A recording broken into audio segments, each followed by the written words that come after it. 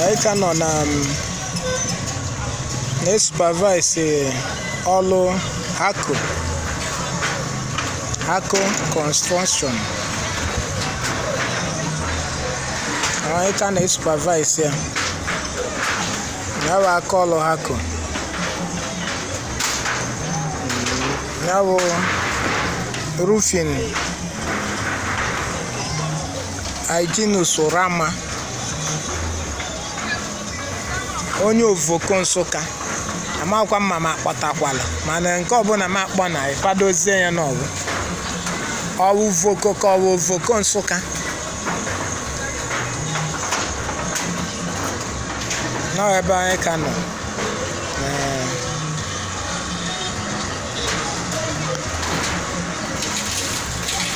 Ọ ngịga ka ọ na-akpa. Ọ na-eme roofing.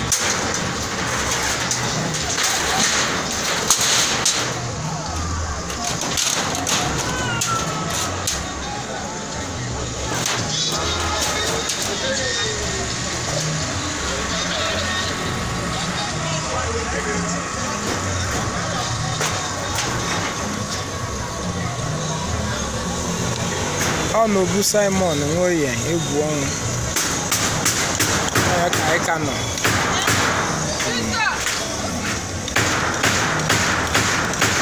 Apata bụ 24th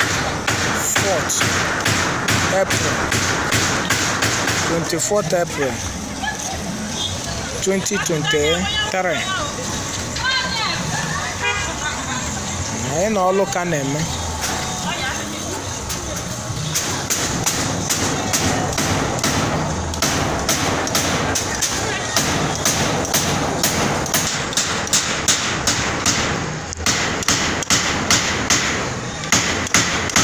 I have Hyginus Orama.